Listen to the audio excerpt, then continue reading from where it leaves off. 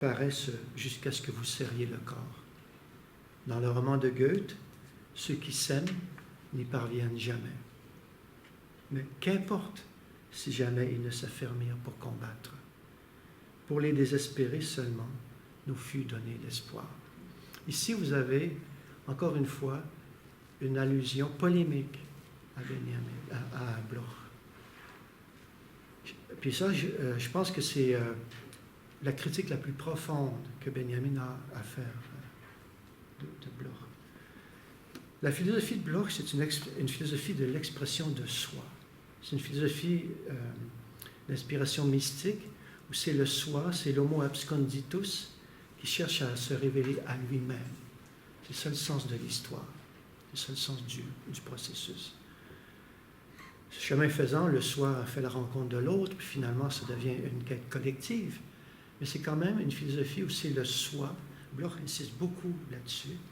C'est le soi qui est à la recherche, qui va à la rencontre de lui-même, à travers l'art, à travers la philosophie, à travers l'action politique. Benjamin dit non. L'objet de l'espérance, ce n'est pas soi. L'objet de l'espérance, il faut le penser en termes éthiques. Ce n'est pas une affirmation de soi, ce n'est pas une découverte de soi. L'objet de l'espérance, c'est autrui. C'est pour les désespérés que l'espoir nous a été donné. Alors ici, il y a à la base une conception éthique qui est beaucoup moins présente, qui est plus problématique chez Bloch. C'est une conception qui est redevable en particulier à Cohen, parce que Cohen, c'est le grand découvreur de l'autre.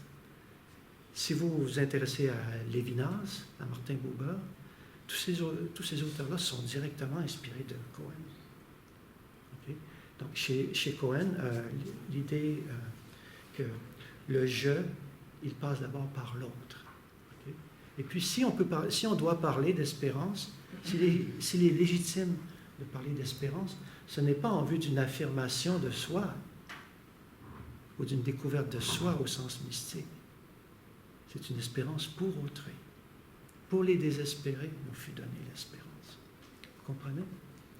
Alors, cette dimension éthique qui est sous-jacente à toutes les réflexions de Cohen et de Benjamin sur le Messie, sur la rédemption des morts, etc., ce sont des idées qu'il faut comprendre en un sens kantien. Ce sont des idées qui ont un fondement éthique. Alors, Cohen, c'est-à-dire Benjamin, comprend ça de cette manière. Bon, je n'ai pas été aussi clair que je l'aurais voulu.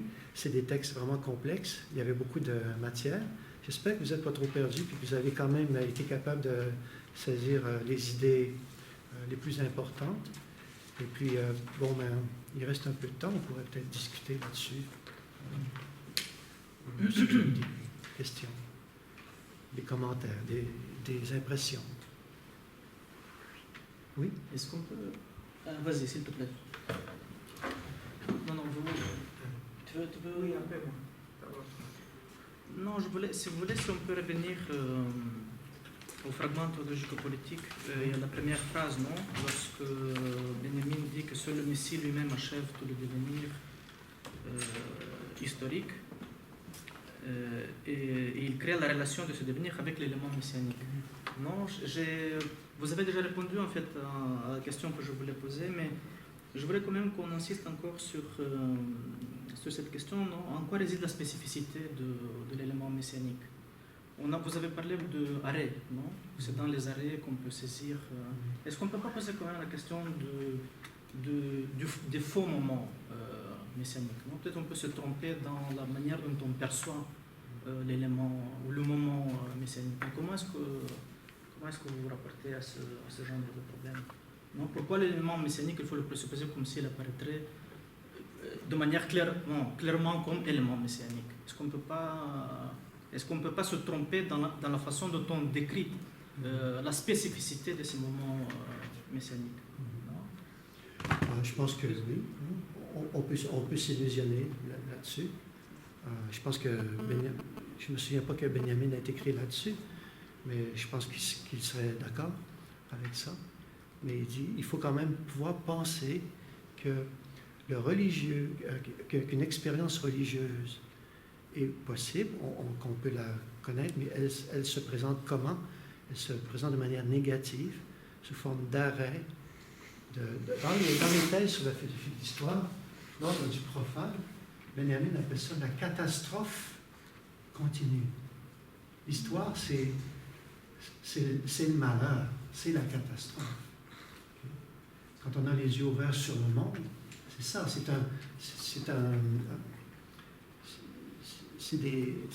un monceau de cadavres qui s'accumule sans cesse. Et puis, il faut mettre fin à ça. On ne peut pas mettre fin à ça de manière apocalyptique. Ce n'est pas le sens de l'Apocalypse chez Benjamin. C'est des arrêts. Bon, évidemment, on peut se tromper dans notre compréhension de ces arrêts. On peut croire que tel arrêt, que tel moment révolutionnaire, par exemple, est un véritable arrêt messianique. Je pense que Benjamin dirait, une fois que ces arrêts-là sont passés, la catastrophe continue. Par exemple, un espoir révolutionnaire authentique peut peu après être déformé, instrumentalisé, etc., bien sûr. Mais je pense que, je ne sais pas moi, octobre 17, par exemple, ce moment-là, peu importe ce qu'il est devenu par la suite, je pense que, du moins pour les contemporains de cet événement-là, c'était une percée de lumière. Il y a ici un espoir qui se manifeste. Il y a un possible qui nous apparaît. Peut-être qu'il a été trahi, qu'il a été déformé par la suite, mais à ce moment-là, l'histoire, le cours de l'histoire a pris fin, a connu un arrêt. Puis, Benjamin disait, si on n'est pas vainqueur sur le plan politique, même les morts ne seront pas en sécurité. Vous vous rappelez d'avoir lu ça peut-être? Pourquoi? Parce que l'histoire est écrite par les vainqueurs. Alors, dans un moment d'arrêt messianique du temps, qu'est-ce qui se passe? On se rappelle, il y a un saut du tigre dans le passé, dit Benjamin. C'est-à-dire, on est capable de se remémorer les victimes du passé, qui sont oubliées du point de vue des vainqueurs. Alors, je pense que des moments comme ça sont possibles. On peut se tromper sur la nature de certains moments, mais je pense qu'il existe des moments comme ça. Ou du moins, ça peut exister. Vous seriez d'accord? Ou selon vous, est-ce que, selon votre lecture de Benjamin, est-ce qu'on peut décrire le moment d'arrêt en train de se produire? Parce que la fois passée, hier, non, vous disiez, quand on discutait de la conception de la temporalité chez Bloch, non, l'acte de pensée, par exemple, il ne pouvait être décrit qu'après coup, seulement après coup. Parce que sinon, si on essaie de faire ces descriptions, il se fige. Non? Est-ce que Benjamin serait, comment dire, d'une opinion contraire? C'est-à-dire qu'est-ce qu'on peut voir? Est-ce que dans certaines conditions, se donner la possibilité de décrire l'acte même de déploiement de ces instants d'arrêt, non, pour pouvoir comprendre ensuite leur authenticité ou inauthenticité? Je pense que oui, parce que dans les thèses sur la philosophie de l'histoire, il emploie l'image, il cite quelque chose qu'il avait lu, que lors d'une révolution qui a eu lieu à Paris, il y en a eu beaucoup, les soldats, les révolutionnaires ont tiré sur les horloges, comme s'ils voulaient arrêter le temps. Alors c'est comme si ils avaient conscience qu'en ce moment même, il y a quelque chose de vraiment particulier qui est en train de se produire. Alors de ce point de vue-là, on pourrait dire que oui, on peut avoir une conscience qu'on est en train de vivre quelque chose un moment exceptionnel. Puis ça arrive, moi je me souviens, bon, juste un exemple, ça vaut ce que ça vaut, mais le soir où Barack Obama a été élu, le monde entier a été ému. On s'est dit, ici, c'est un arrêt. C'est un arrêt dans la catastrophe. Bon, peu importe ce que c'est devenu par la suite. Moi, savoir sur le concept de la praxis.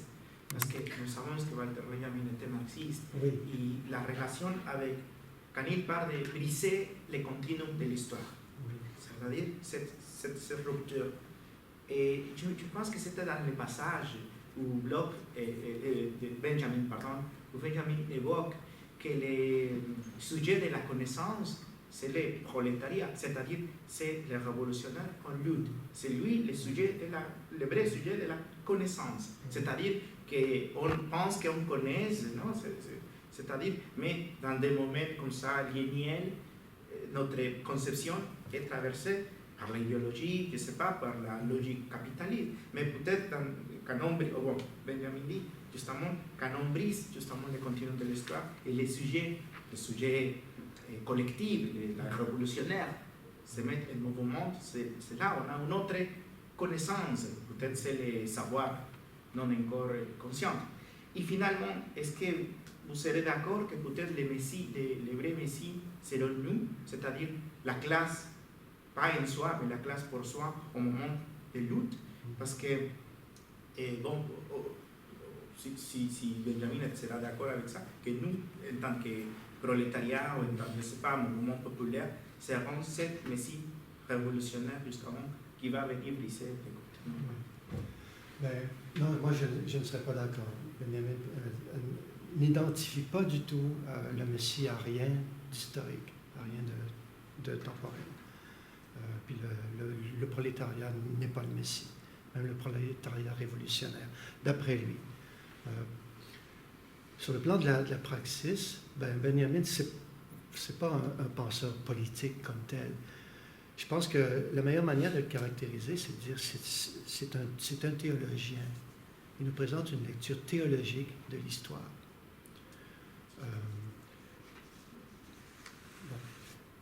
Sur le plan politique, simplement, il s'est associé, il s'est rallié à certaines philosophies marxistes de son époque.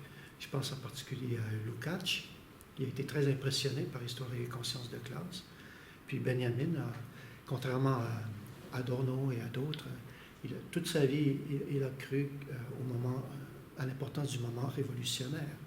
Alors il espérait, il appelait de ses voeux cette révolution. D'accord? C'est ce qui faisait qu'il pouvait être ami avec Bertolt Brecht, par exemple.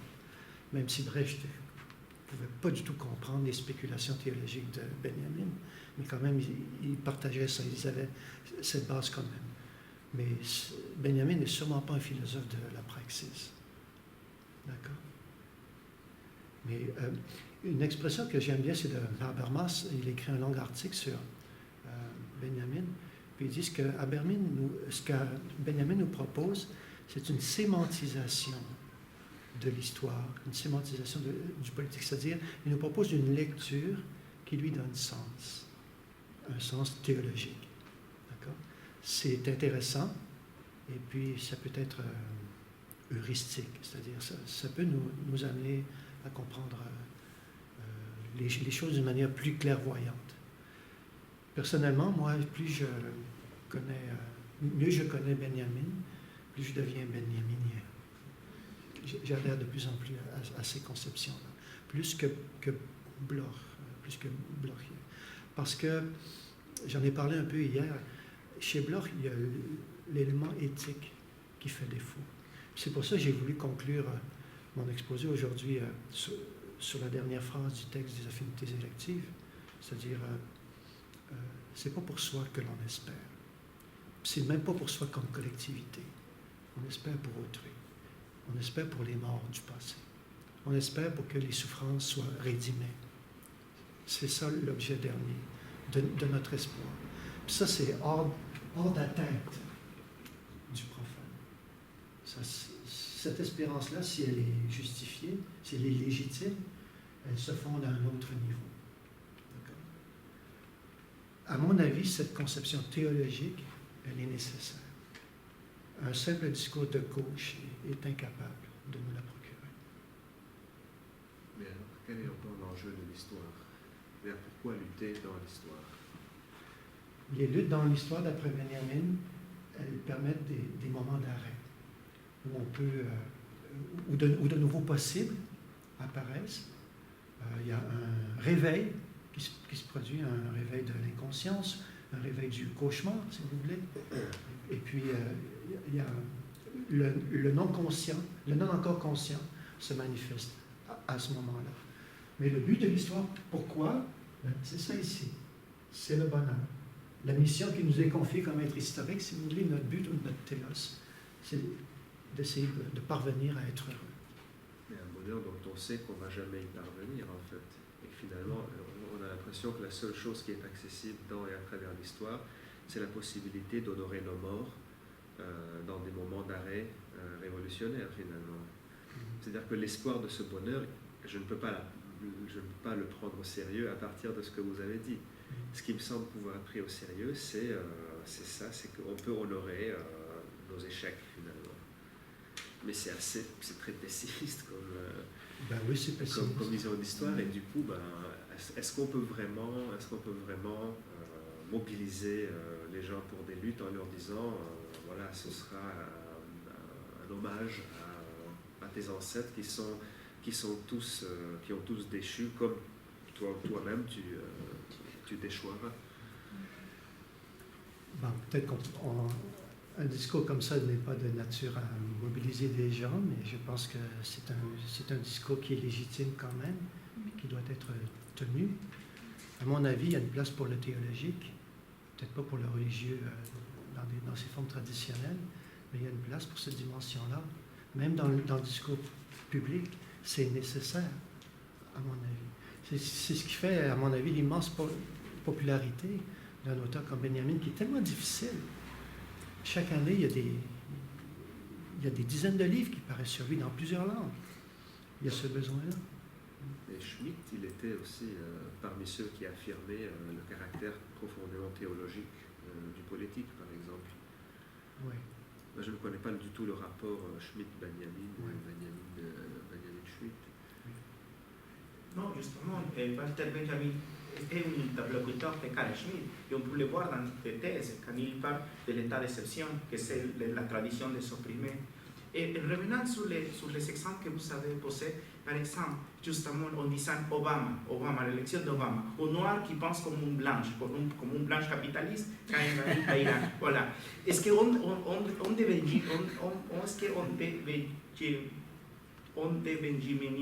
comment on dira, on ne présente pas un Benjamin de Benjaminet, parce que peut-être justement l'espoir réside justement dans les luttes des opprimés qui sont échouées. C'est-à-dire, par exemple, on peut penser les soulèvements zapatistes, ou les marches de Saint-Jean, ou la lutte des paysans, c'est-à-dire où les plus petites, justement, sont écrasées pour cette passerelle triomphale des banquiers.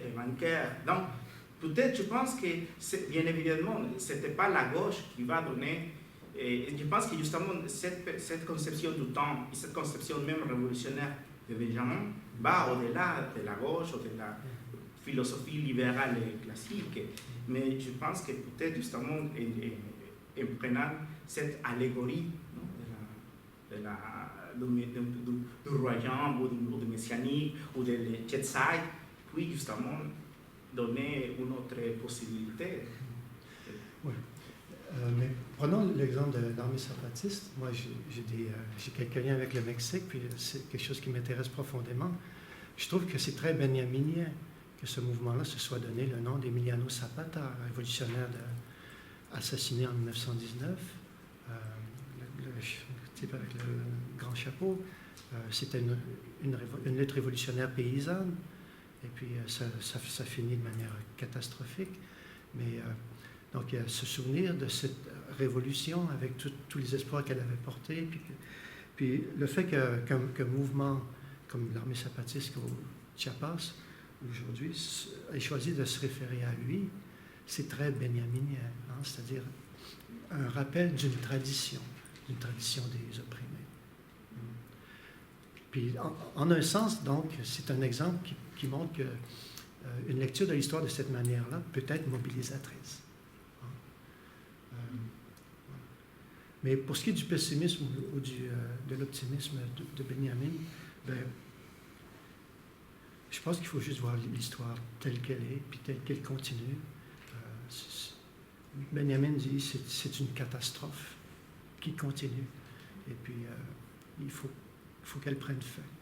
Puis, à mon avis, moi j'ai vécu au Mexique, un petit Canadien qui arrive au Mexique en 1987, à la ville de Mexico, puis qui voit plus de 20 millions de personnes vivre dans une misère abjecte, des enfants qui vivent dans les détritus, ça crève le cœur, c'est des problèmes immenses, c'est une situation urgente, et puis qu'est-ce qu'on peut faire? Ben, ça donne un coup, là. Puis je pense que c'est l'état de notre monde, en très, très grande partie. Et puis ça, je pense que ça a toujours été comme ça. Alors, lorsqu'on voit le monde de cette manière-là, on ne peut pas faire autrement que de ressentir une profonde mélancolie. Mais peut-être qu'il ne faut pas penser les choses en termes de pessimisme ou d'optimisme, parce que Bloch lui-même, par exemple, il disait, oui, il ne faut pas se fermer les yeux sur la misère, mais l'optimisme, ce n'est pas s'illusionner, ce n'est pas penser que les choses ne vont pas si mal. Ce n'est pas ça. L'optimisme, c'est un devoir. C'est un devoir de dire, on doit et on peut faire quelque chose. C'est un devoir. Alors, en ce sens-là, il faut être optimiste. J'avais donc, ma question justement allait dans ce sens. Est-il possible de rallier cette idée de pessimisme, voire d'organisation du pessimisme jusqu'à ce qu'on atteindra les forces nécessaires ou l'ébriété nécessaire de la révolution, c'est plus ou moins ce que Benjamin écrit quelque part, avec l'idée blochienne d'optimisme